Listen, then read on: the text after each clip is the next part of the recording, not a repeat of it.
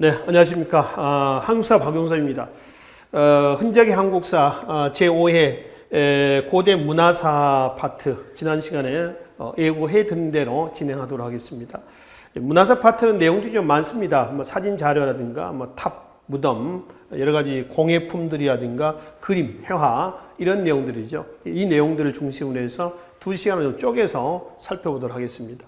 자, 먼저 신라하대라고 하는 시가 있습니다. 이 신라하대라고 하면은 김부식이 신라사를 상중하대로 나누놓죠. 그러니까 상중하대로 나누는 기준은 뭐냐 하면은 왕의 혈통입니다. 혈통. 그러니까 성골이냐 진골이냐 또 진골 중에서도 무열계냐 내물계냐를 기준해 가지고 상중하대로 나누었습니다만은 그럼 여기서 이제 하대는 어느 시기를 얘기를 하느냐라고 하는 것이죠. 시기를 잠깐 좀 나누고 보겠습니다. 상대하고요. 중대하고요. 하대가 있는데요. 상대는 일대 박혁거세입니다. 에서 일대 박혁거에서 28대 진덕 여왕 때까지 얘기를 하고요. 중대는 29대 무여랑부터 해서 36대 해공왕입니다. 그리고 하대는 37대 선덕왕에서 56대 이 마지막 경순왕이 되는 거죠. 그래서 상대, 그 다음에 중대, 그 다음에 하대 이렇게 나누는 거죠. 그러니까 상대는 성골왕이 시대입니다. 성골. 중대는 진골, 하대도 진골입니다. 성골은 부부가 다 왕족인 경우고요. 진골은 하나는 왕족인데 하나는 귀족이거나 아니면 둘 다 귀족이거나 이런 경우입니다. 그리고 이제 중대하고 하대는 다 진골인데 뭐 구분 기준이 뭡니까? 그러면은 진골, 중대 때는 진골 중에서도 무열계입니다. 그러니까 이 김춘추 29대 무열왕입니다. 무열왕의 직계 자손이에요. 그러니까 무열왕이 내 직계 자손 이외에는 왕이 될 수 없다. 아예 못을 박아놓습니다. 근데 이제 37대 선덕왕부터 하는데 선덕왕은 4세기 내물왕의 후손이거든요. 그래서 진골 중에서도 여기는 뭐냐면은 내물계가 됩니다. 내물계. 그래서 상중하대 이렇게 나누는데 우리가 통일신라 그러면 보편적으로 어느 때를 얘기하냐면은 주로 중대 때를 통일신라라고 얘기를 하지요. 중대. 그러니까 여기 이제 신라하대입니다. 신라하대가 참고로 몇 년이냐면 156년입니다. 156년 동안에 몇 명의 왕이 교체했냐니까 몇 명인가요? 20명의 왕이 교체가 됩니다. 빈번한 왕이 교체예요? 아니에요? 빈번한 거죠. 조선이 몇 년이죠? 조선 왕조? 500년이지. 정확히는 518년인가 아마 돼요. 1392년에서 1610년까지거든요. 조선의 왕이 몇 명인 줄 아세요? 생각해보진 않았죠? 그래, 20 몇 명이에요. 20 몇 명. 27명이거든요. 27명이에요. 500년에 27명이거든요. 조선이 기준이 되는 건 아닙니다. 156년에 20명입니다. 굉장히 빈번한 거죠. 그러니까 조선하고 비교해보면 한 7 내지 8명이면 돼요. 이 150년 정도를 하면은 20명이라면 굉장히 혼란기입니다. 죽이고 등장하고 또 죽이고 등장하고 계속 반복되거든요. 뭐 2달 만에 갈리기도 하고요. 뭐 이렇습니다. 조선시대 때 왕 중에서 가장 제2기간이 긴 왕이 누구라고 그러죠? 영조입니다. 영조. 53년인가 돼요. 가장 장수한 왕이 누구예요? 우리 역사에서? 장수한 왕. 장수왕이에요. 장수왕. 장수왕이 가장 장수였습니다. 근데 고구려 장수왕 때 한자는 장수한다는 의미에서 장수는 아니고요. 근데 장수왕이 몇 살에 죽냐면은 98세에 죽어요. 98세. 굉장히 장수한 거죠. 90몇.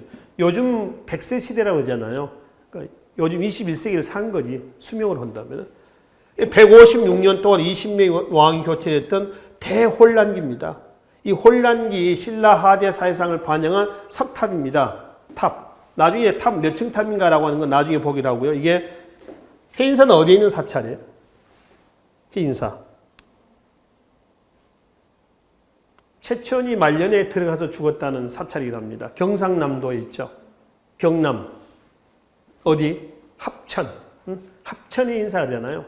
해인사 그러면 유네스코 세계 기록문화유산 중에 뭐가 있어요? 8만 대장경에 있는 바로 그 사찰이란 말이에요. 수학여행 때 안 갑니까? 가는데 여행을 가다 보면 유적지라든가 이제 둘러보기도 하고 그러죠. 역사적인 유적지는 필수 코스예요. 나중에 지방에 여행을 다니시더라도 꼭 한번 들려보십시오. 해인사 입구입니다. 입구에 길상탑이라고 하는 탑입니다. 기는 기록이라는 얘기고요. 이거는 어떤 내용이 들어갔냐면은 신라 하대 때에 수치 체제 모순에 반발해 가지고 밀란이 굉장히 많이 납니다. 이 밀란 민중들의 저항이죠. 이 민중들이 어디를 공격하냐면은 사찰이라든가 귀족들 얘네를 막 공격하는 거죠. 그 중에 이제 사찰을 공격했는데 해인사입니다. 공격했는데 사찰의 승려들도 자기의 신변 보호라든가 재산을 보호하기 위해서 싸워야 되겠죠. 지금 동족 상잔의 비극이 나오는 겁니다. 이때 싸우다 죽은 승려들의 위령탑이라고 보시면 됩니다. 그 위령탑이 바로 해인사 길상탑이에요. 해인사 길상탑입니다. 이거는 3층 탑으로 되어 있습니다. 얘가 탑신이고, 기단부고요. 2층 되어 있고요. 이건 이제 탑신입니다. 1층, 2층, 3층. 이건 이제 옥계석이라고 그러죠. 옥계석 밑에가 바로 탑신, 탑의 몸뚱아리예요. 그래서 1, 2, 3. 그래서 3층 사각탑의 형태로 보여주는 합천해인사 길상탑의 기록을 보면은 신라 아래 때에 민중들이 사찰을 공격하고 막 이게 하는 이런 내용들이 들어가 있다는 겁니다. 그래서 신라 하대 사회상을 반영한 대표적인 석탑으로서 이 석탑을 얘기를 한다라고 하는 것이죠. 자, 그 다음에 신라 화랑의 맹세를 기록한 금성운입니다. 맹세. 이 한자를 보시면은 이 한자가 무슨 글자냐면은 임신서기석이죠. 이 서자가 맹세 서자입니다. 서약서 할 때 이렇게 써요. 임신년의 맹세를 기록한 돌. 그래서 뭐라고 그래요? 임신서기석라고 얘기를 하는 것이죠. 그래서 임신서기석 현재는 이거는 경주 국립박물관에 보관이 되어 있고요. 이거는 오른쪽에 탁본해 놓은 겁니다. 탁본을 떠놓은 거죠. 그래서 여기서 이제 2명의 화랑이 맹세를 기록한 내용입니다. 3년 안에 학업을 마스터하고 국가유사시에 일이 터졌다 그러면 우리 목숨 바쳐 싸우자라고 이렇게 기록해 놓은 것이죠. 기록해 놓은 겁니다. 실제로 이 2명의 화랑은 이후에 신라 백제하고의 전쟁 때 나가서 전사를 합니다. 그래서 맹세를 지킨 그런 화랑으로 기록을 하는 것이죠. 이 임신서기석하고요, 임신서기석하고 같이 묶어놔야 될 것이 화랑도의 맹세를 화랑도의 그 이념을 뭐라고 그러죠? 세속 5계라고 그러죠. 세속 5계. 원광법사가 남겨줬다는 세속 5계입니다. 뭔지 아세요? 세속 5계. 4군 2층. 돌아가면서 하나씩 합시다. 내가 두 번째 사친 2호. 교우 2신. 임전무태.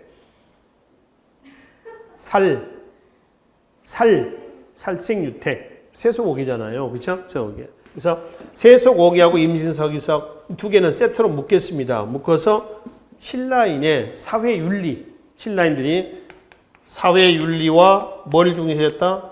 명예. 이걸 명예를 대단히 중요시했었다. 라고 할 때 그 증거 자료는 뭐냐? 세속 5계와 임신서기석을 얘기한다는 것이죠. 이 2개는 이렇게 해서 기억을 좀 해주시면 되겠습니다. 자, 최천입니다. 최천이 도당 유학생이라고 하죠. 도당 유학생이라고 하는 것은 도당은 무슨 뜻이죠? 도당? 당에 건너갔다 왔다는 겁니다. 그러니까 요즘 그냥 유학생이에요. 당나라는요, 동아시아 문화의 중심 국가거든요. 근데 세계사라는 용어 들어봤죠? 세계사라는 용어는 언제 때 나온 용어인가요? 지리산 발견 이후에 세계사라는 용어가 나오겠죠. 그럼 지리산 발견은 몇 세기예요? 16세기. 콜럼버스, 신대륙. 그거거든요. 그게 16세기거든요. 조선 태종대 때 그려진 지도로서 혼일강리 역대 지도라고, 국도 지도라고 하는 게 있어요. 줄여서 혼일강리도라고 그러거든요. 혼일강리도에 보면은 세계 지도가 있어요. 근데 중국이 좀 비대하게 그려져 있고요. 우리가 조그맣게 그려 있고요. 아프리카가 또 이렇게 그려져 있고 이렇게 되어 있습니다. 아주 이렇게 되어 있어요. 이게 세계 지도예요. 어디가 빠져 있나요? 여기 어디죠? 미국이 있는 곳이 어디예요? 아메리카죠. 아메리카가 빠져 있는데 세계 지도라고 그래요. 이거 15세기 때거든요. 신대륙 발견은 방금 몇 세기라고 그랬어요? 16세기거든요. 그러니까 15세기 시점에서의 세계 지도는 이거 맞습니다. 그렇죠? 맞죠? 그러니까 세계사라고 하는 용어 자체가 나온 것은 16세기 콜럼버스 신대륙 발견 이후입니다. 이 이전에는 세계사 용어 자체가 없어요. 그렇죠? 그러면은 당시 이제 동아시아에서의 중심 국가는 어디냐면 중국이에요. 그러니까 이때 신라 때 신라 지식인들은 중국에 한번 갔다 와야지 명함을 내미는 그런 정도의 분위기였습니다. 뭐 예를 들면 요즘 같으면 뭐 MBA 같은 경우는 미국이라든가 유럽 쪽에 가서 받아와야지 국내에서 좀 내밀고 하고 있는 거지. 그래서 국내 대학에서 물론 국내 대학에서 MBA를 학위를 받았다고 해서 제가 무시하거나 그런 건 아닙니다. 예컨대 말씀드리면 그렇다는 거죠. 그러니까 요즘에 미국에 가서 근데 가서 MBA를 받아와야지 국내에서 좀 써먹기도 하고 그러지 않습니까? 그러듯이 이때 지식인들은 거의 중국 당에 건너갔다 와야지 국내에서 명함 하나씩 내밀던 그런 시절이거든요. 이 지식인만, 유교적 지식인만은 아니에요. 승려들도 그렇습니다. 그러니까 승려들도 부지런히 당에 왔다 갔다 하잖아요. 해초, 원효, 의상. 근데 원효는 중도 포기했죠. 뭐 해골물 어찌고 하는 그런 기록 아시죠? 의상만 갔다가 왔지 않습니까? 여러 이제 승려들이 왔다 갔다 한단 말이에요. 그러니까 중국이란 나라, 당나라라고 하는 나라는 동아시아 문화의 중심 국가에 있었습니다. 그 채치원도 12살에 유학을 갑니다. 요즘 같으면 조기 유학이죠. 12살이니까. 가서 16살에 빈공과라고 하는 과거가 있어요. 외국인들에게 보게 하는 시험이에요. 고려 때도 빈공과가 있습니다. 이거는 고려시대 때 외국인들이 자주 또 들어왔다라고 하는 얘기가 되는 거죠. 급제를 해요. 거기서 이제 관리 생활 하다가 이 신라 하대입니다. 진성여왕 때 귀국을 합니다. 진성여왕 때 실정이 굉장히 많이 나와요. 그래서 진성여왕에게 채천이 올렸던 글이 있습니다. 그게 현재 남아있지는 않습니다만 시무 10여조라고 하죠. 그렇죠? 내용은 모르겠습니다. 남아있지 않아서. 아마 진성여왕의 실정에 대해서 이렇게 좀 바로 잡으려고 하는 그런 내용이 아니었을까 이렇게 추측을 한단 말이에요. 그래서 이제 채천이 올렸는데 진성여왕이 안 받아주죠. 받아주지 않죠. 그래서 모든 관직을 버리고 어디로 가서 합천 해인사로 들어가서 거기에서 신선이 되었다. 이런 기록입니다. 그 고운 채천이란 말이죠. 채천이 남긴 비문이 있습니다. 비문이 뭐냐면은 사산비명입니다. 사산비명 그렇죠.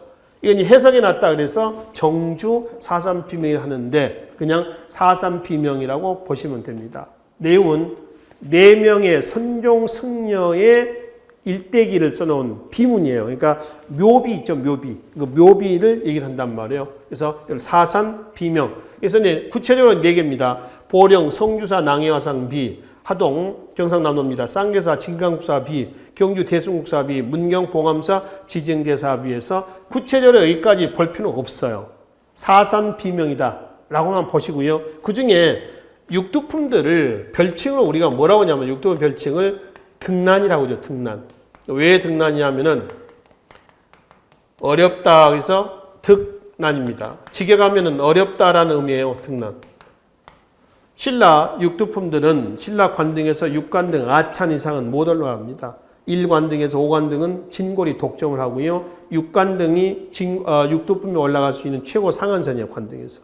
그래서 그 이상 올라가지 못한다 해서 어렵다 해서 등난이 아니고요. 이 등난은 어떤 게 어렵냐? 아무나 육두품이 될 수 없다.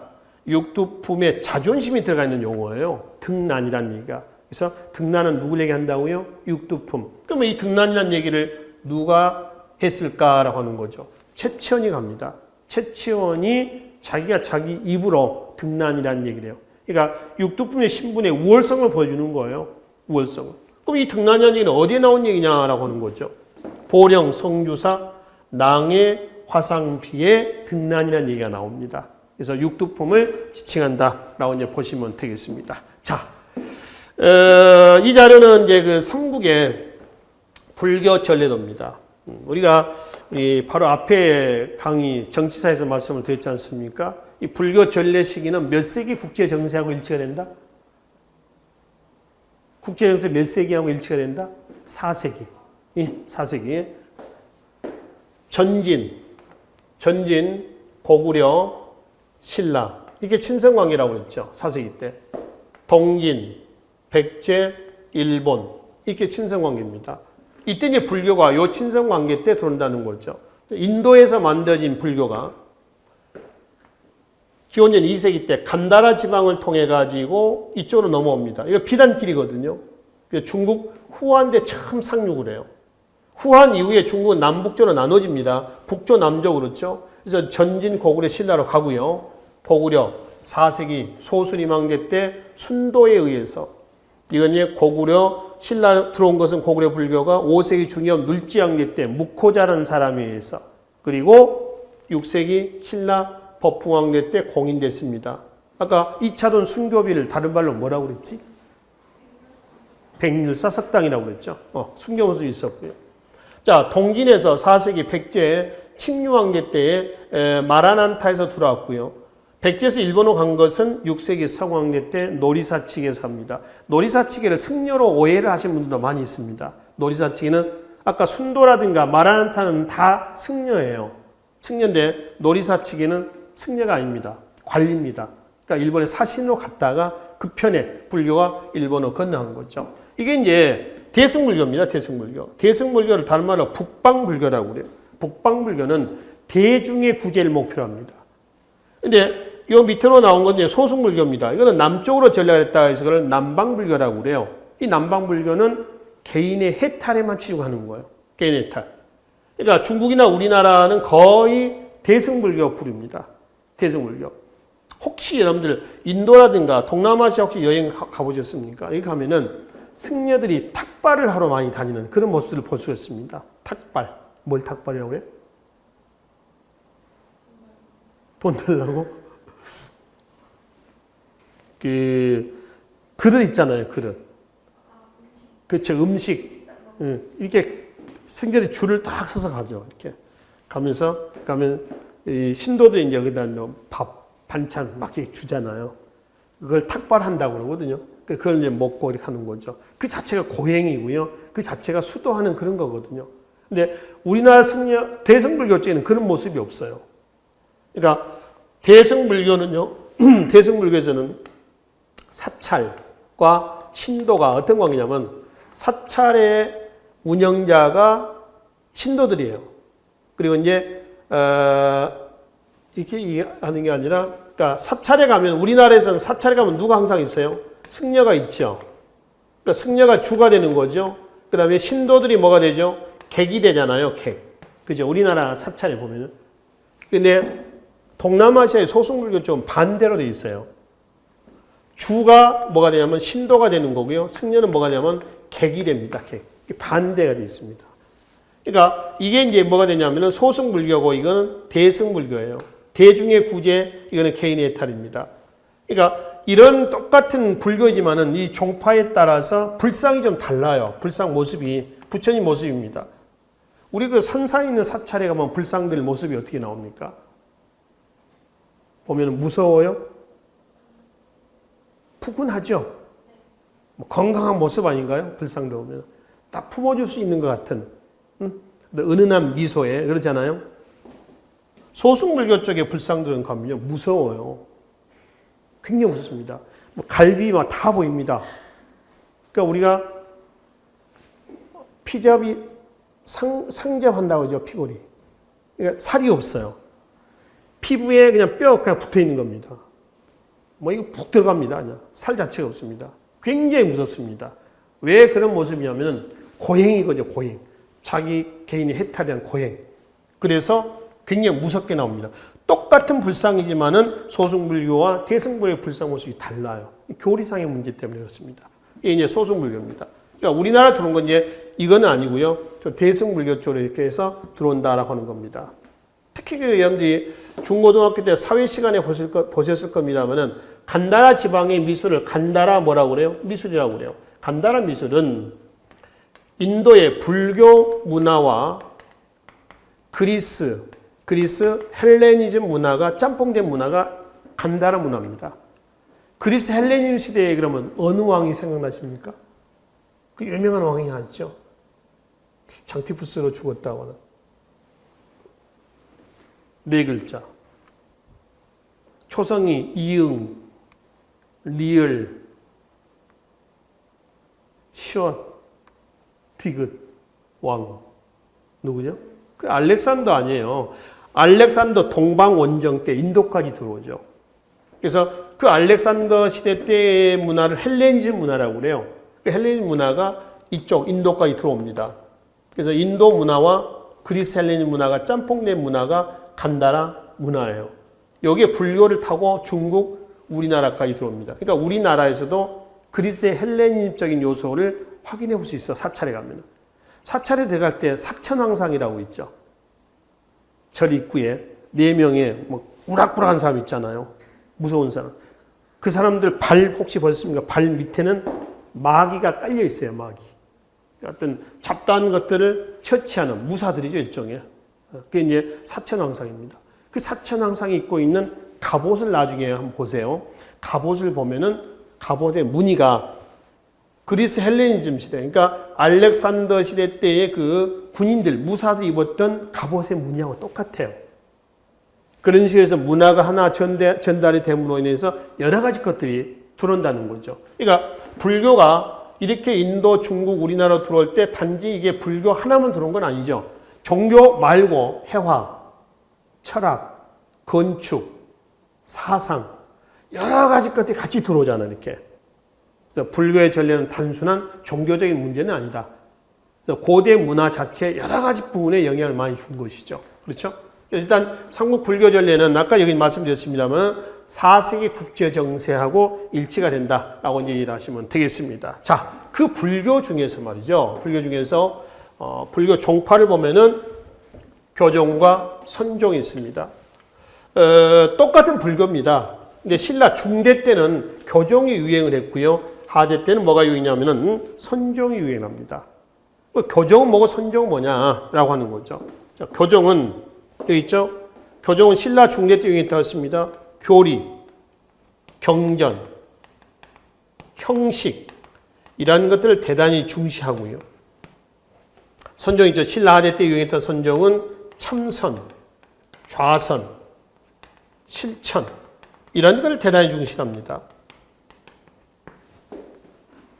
자, 여기서 이제 교리, 경전, 형식을 중시했던 교종은 외적인 면에 치중을 하는 거고요. 이거는 내적인 면에 치중한 겁니다.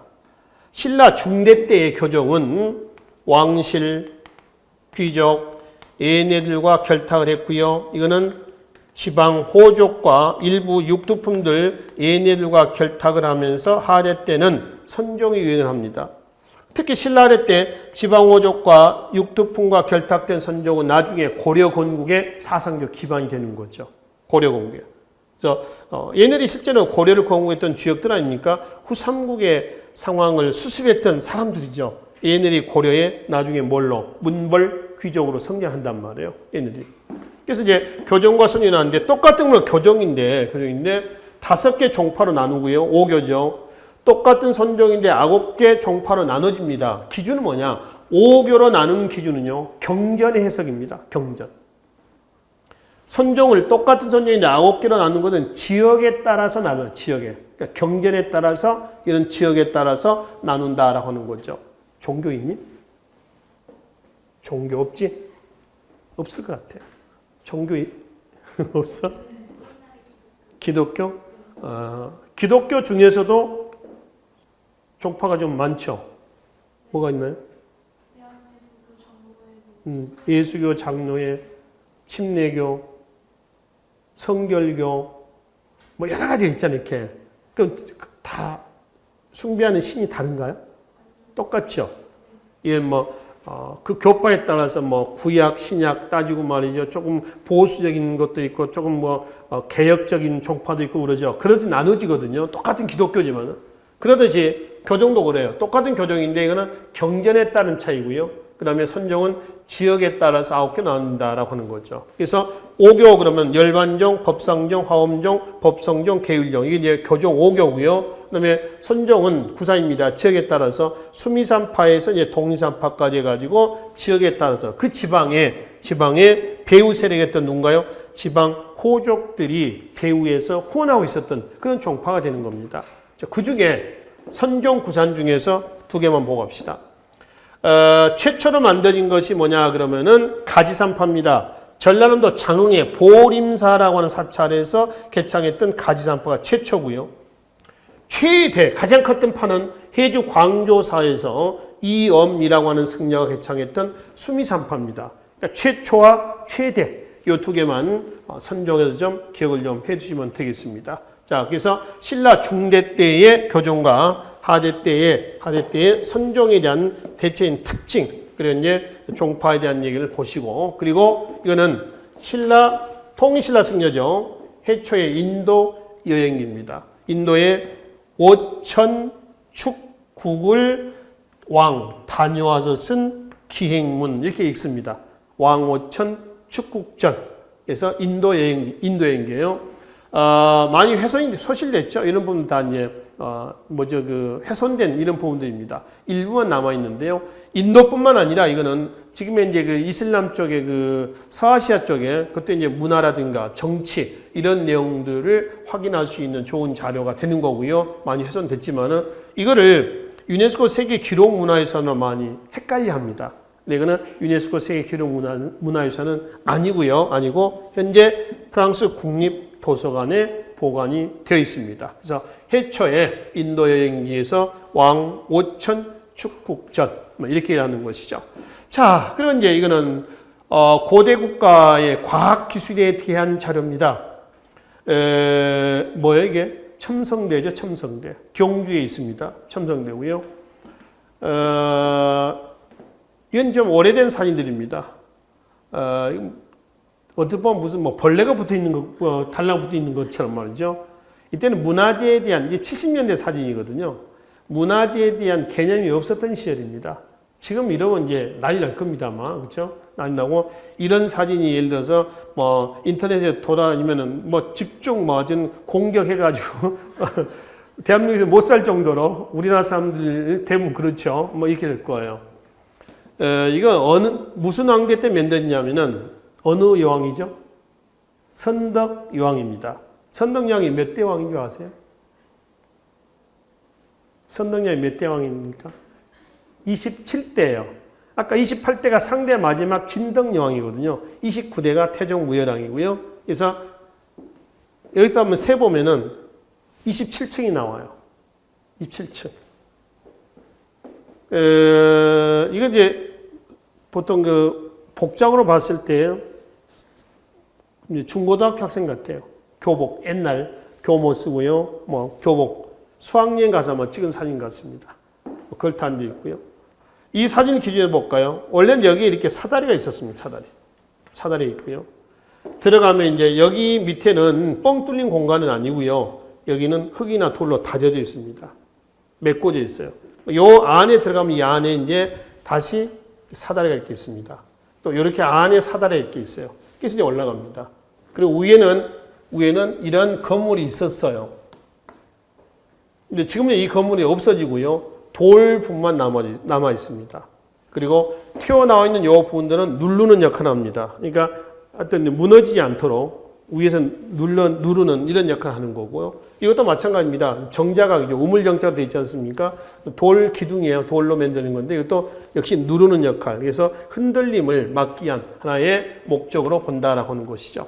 그래서 신라의 천체 관측대 그러면 첨성대 이렇게 명명하죠. 경주에 가면은 우리가 볼 수가 있습니다. 경주에. 고려에 관측대도 있습니다. 고려시대 때. 고려의 천체 관측대는 개성에 있습니다. 개성이 그것도 뭐라 하냐면은 첨성대라고 하는데요. 첨성대. 이렇게 되어 있어요. 돌입니다. 돌 기둥인데 이렇게 되어 있습니다. 여기에 우물정자 그리고 이제 돌 기둥 4개 이렇게 되어 있는데 이것만 지금 남아 있어요. 위에 아마 이것도 이런 건물이 있었던 걸로 봅니다. 이건 지금 현재 목조 건축물도 없어지고 돌 기둥만 뼈대만 지금 남아 있습니다. 이것도 고려시대 때 첨성대라고 그래요. 고려의 첨성대다. 똑같이 얘기를 한다는 것이죠. 자, 그 다음에 세계 최고 가장 오래된 거죠. 세계에서 가장 오래된 목판 인쇄원이 하나 있습니다. 뭐라고 그러죠? 무구정광 대다란이경 또는 줄여서 그냥 다란이경 이렇게 일합니다. 이게 원래는 두루마리 종이에 말려져 있었습니다. 이게 둘둘둘 말려져 있는 거예요. 이거 어디서 발견된 건지 아십니까? 석가탑에서 발견됩니다. 경주 그 불국사 안에 있는 석가탑이죠. 거기서 발견된 건데요. 그래서 둘둘을 말려져 있는 거예요. 말려져 있는 거. 최고입니다. 최고. 가장 오래된 목판 인쇄보입니다. 여기는 얘기되어 있죠. 무구, 정광, 대, 다라, 니경 이렇게 되어 있습니다. 혹시 세계에서 가장 오래된 금속활자본 그럼 뭘 얘기를 하죠? 들어보셨나요? 금속활자본. 금속활자로 인쇄된 가장 오래된 것이 뭐예요?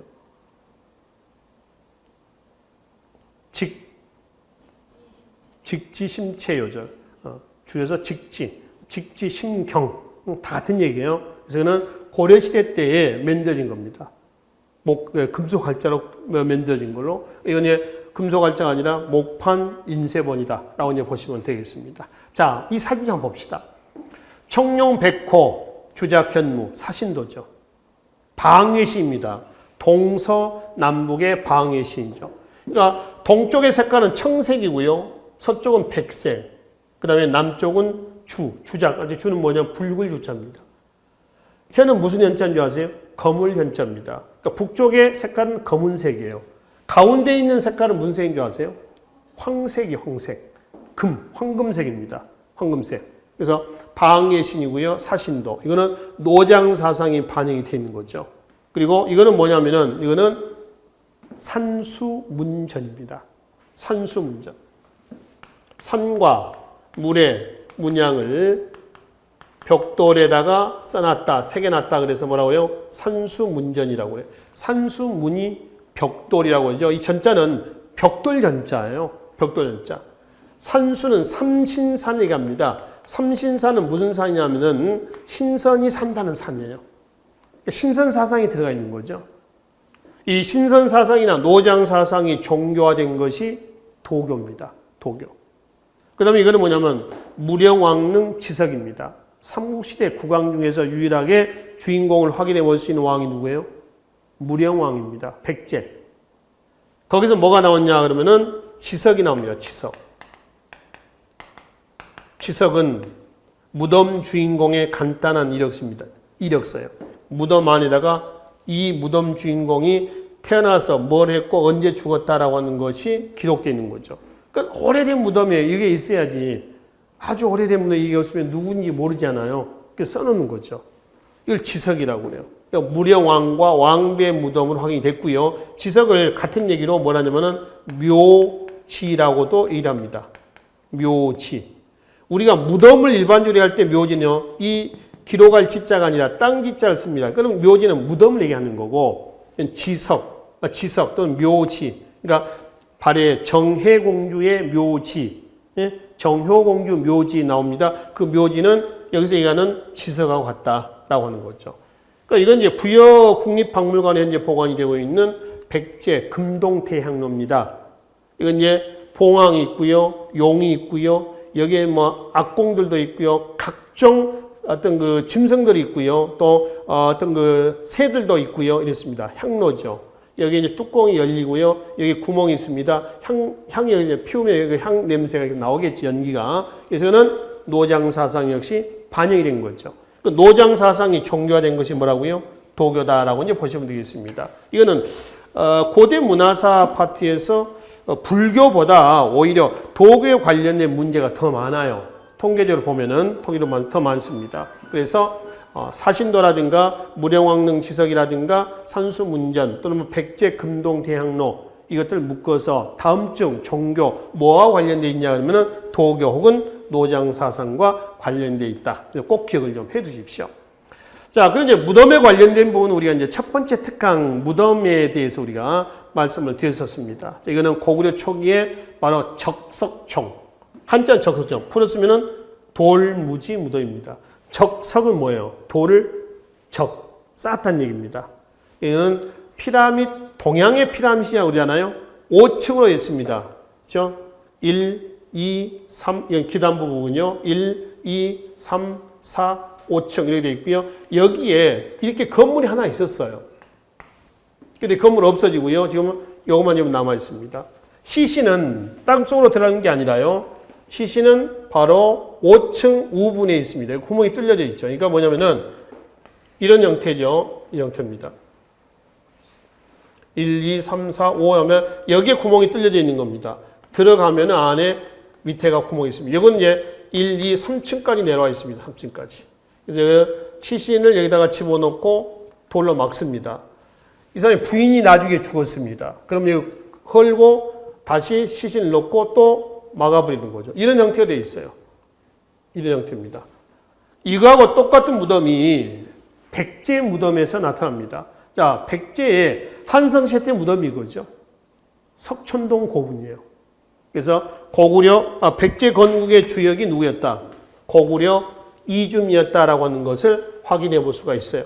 이거를 돌무지 무덤 또는 뭐 계단식 돌무지 무덤라고 얘기를 합니다. 백제 건국의 주역인 고구려 이줌이다라고 이제 보시면 되겠죠. 일단 이게 고구려 초기의 무덤이고요. 그러면 고구려 후기의 무덤은 굴식 돌방 무덤이라고 그래요. 이 굴식 그럼 이제 터널입니다. 여기 이제 막혀져 있고요. 그죠? 그리고 이제 들어갑니다. 들어갈 때는 허리를 구부려야 돼요. 여기는 뻥 뚫려 있거든요. 그러면 들어가면 이제 벽이 있고 천정이 있고 그렇습니다. 거의 이건 이제 그림문사하고는 이렇게 되어 있습니다만 천정은 아청입니다. 아청. 아청이에요. 천정과 벽에 그림을 그려놓죠. 그러니까 굴식 돌방 무덤에는 벽화가 나와요, 안 나와요? 나온다. 근데 아까 방금 위에서 얘기했던 이거는 여기는 벽화가 있을까요, 없을까요? 여기는 벽화가 없어요. 없습니다. 근데 이 굴식 돌방 무덤에는 벽화가 있습니다. 근데 고구려의 천정 구조는 왜 아청이 아니냐? 아청이 아니고요. 천정을 이렇게 만드는 이유는 고구려의 굴식 돌방 무덤은 천정 구조가 아청이 아니라 모주림 천정 구조라고 그래요.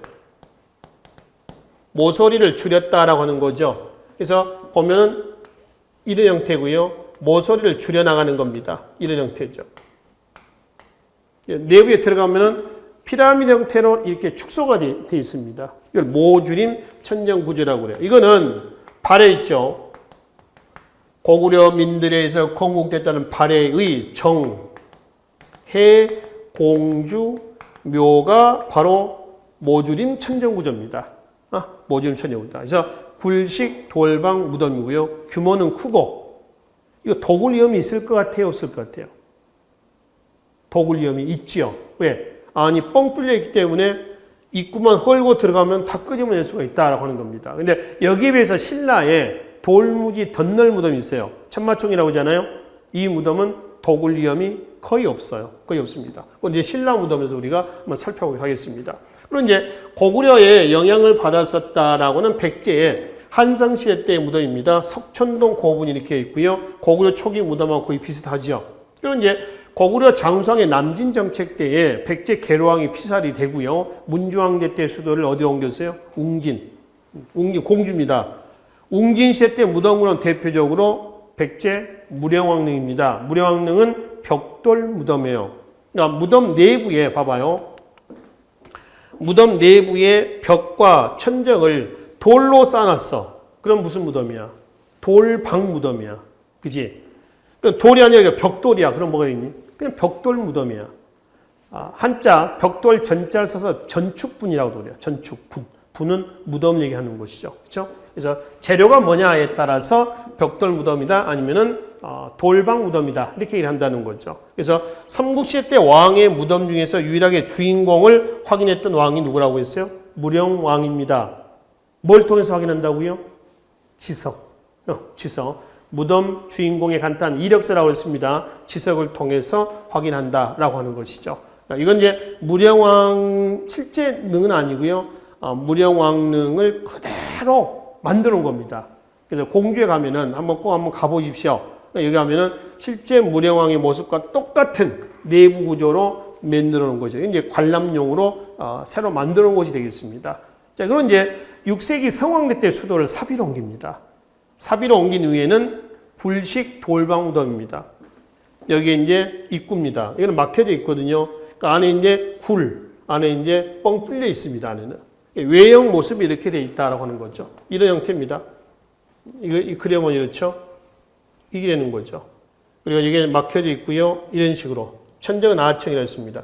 여기는 봉토가 되는 거죠. 흙. 그리고 관이 있고 부장품을 넣는 곽이 있고 들어가는 입구입니다. 이거 이제 들어가서 천정이나 벽에 그림을 그려놓죠. 벽화를 얘기한다는 거죠. 그죠? 벽화입니다. 이런 모습이 좋은 모습이다라고 이제 보시면 됩니다. 그래서 굴식 돌방 무덤.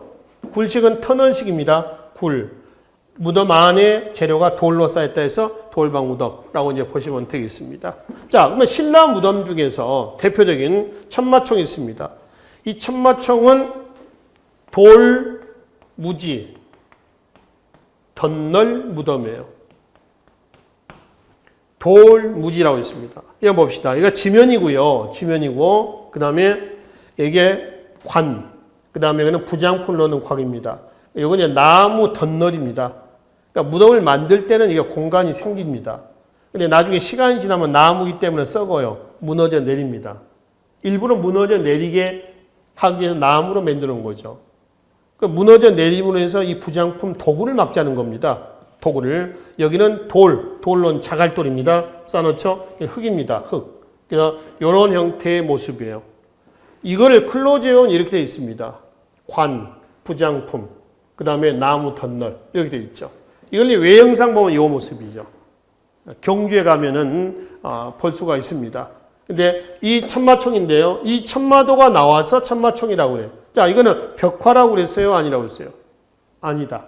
천마총의 그림의, 천마총의 구조는 벽화가 그릴 수가 없어요. 공간이 없거든요. 이거 공간 아닙니까? 이건 무너질 거라니까, 나중에. 그러니까 안에 넣을 방이 없어요. 그러니까 벽화를 그려놓을 수 있는 공간이 없다. 그래서 이 무덤에서 나왔다는 천마도는 벽화가 아니라 부장품이다라고 하는 것이죠. 이건 레이저로 이제 촬영을 해놓은 건데요. 예전에 천마라고 해서 말로 봤는데 여기 보면은 이렇게 해서 이렇게 되어 있습니다. 혹시 뭐 사슴이나 뭐 뿌리 있는 말에는 뿌리 없잖아요. 그렇죠? 그거 아니냐 또 이렇게 되기도 하고요. 상상의 동물로 봅니다. 또 다리를 보면 다리가 4개가 아니거든요. 막 돌기가 이렇게 나와 있어요. 그러니까 아마 이거는 이 무덤의 피장자, 주인공의 영혼을 하늘로 실어나른 이런 역할을 했었던 짐승으로 이제 보고 있습니다.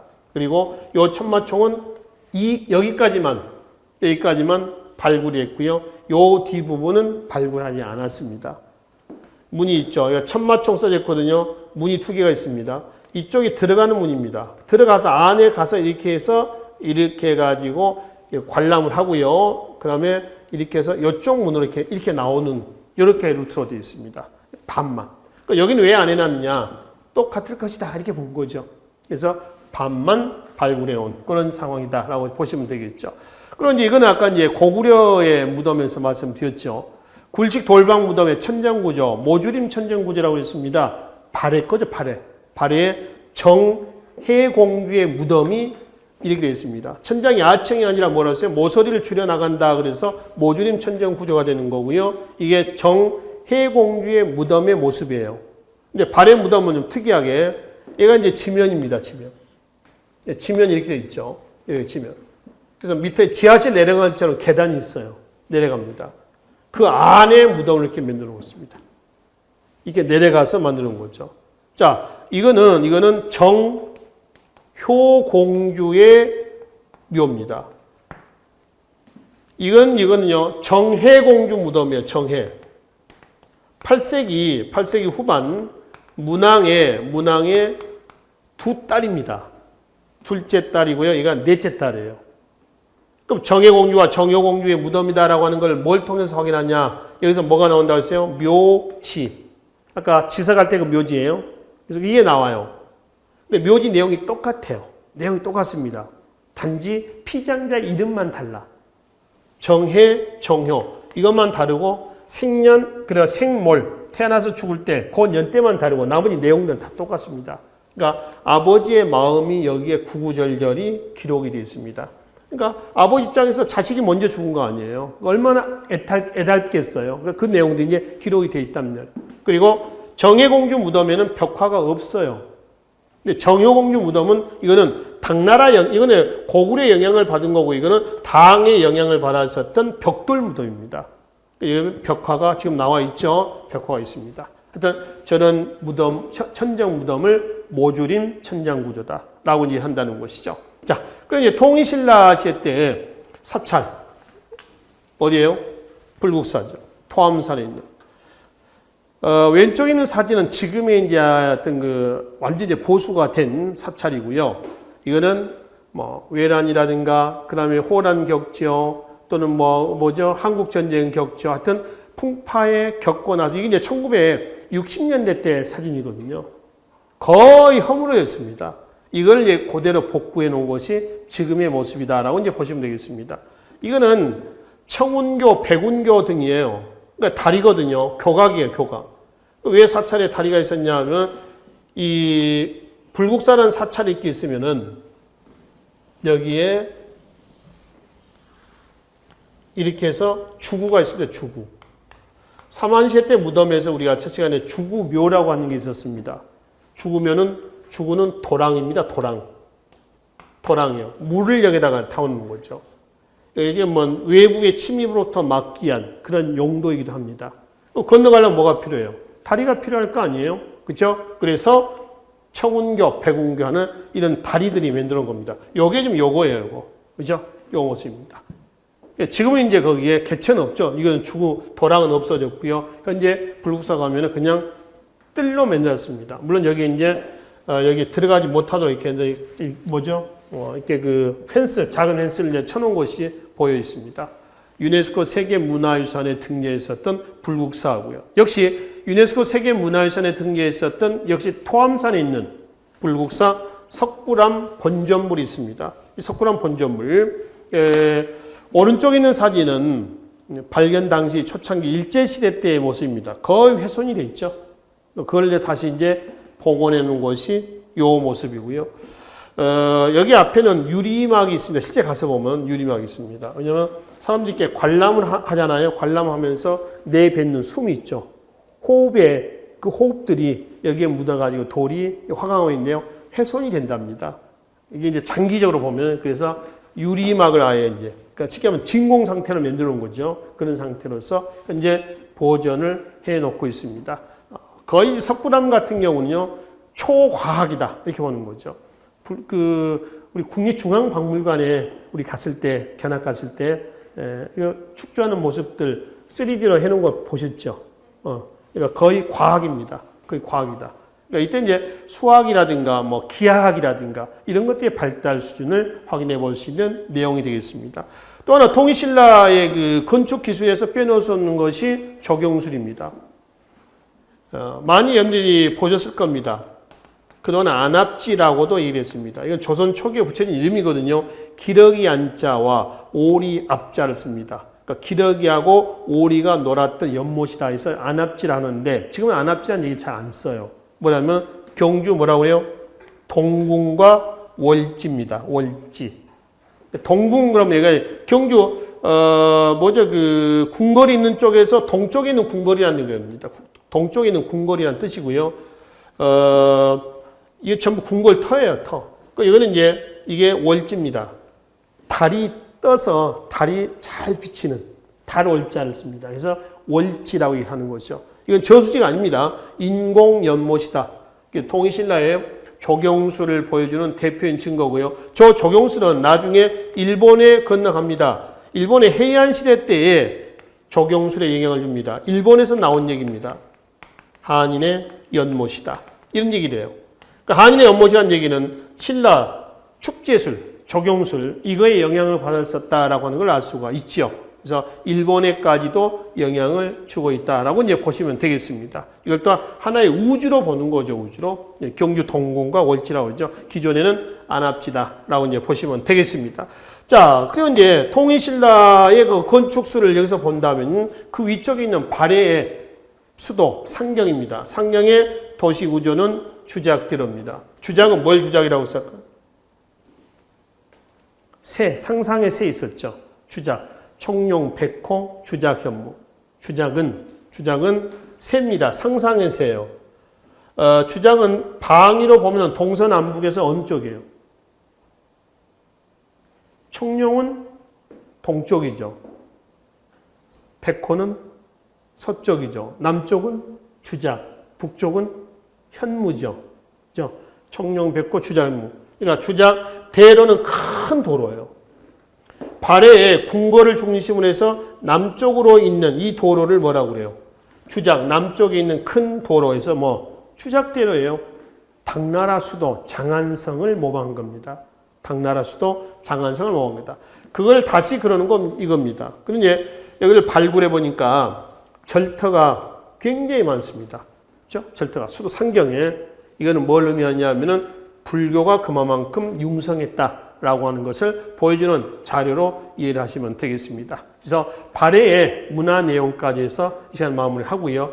앞으로 또 고대 문화의 나머지 부분들이 남아 있습니다. 우선 건축술이라든가 무덤이라든가 뭐 과학기술에 관련된 이런 내용까지만 정리가 됐습니다만 나머지 부분을 이제 다음 시간에 마무리를 하고요. 중세 고려 사회로 넘어가도록 하겠습니다. 자, 오늘 강의는 여기서 마치도록 하겠습니다. 수고하셨습니다.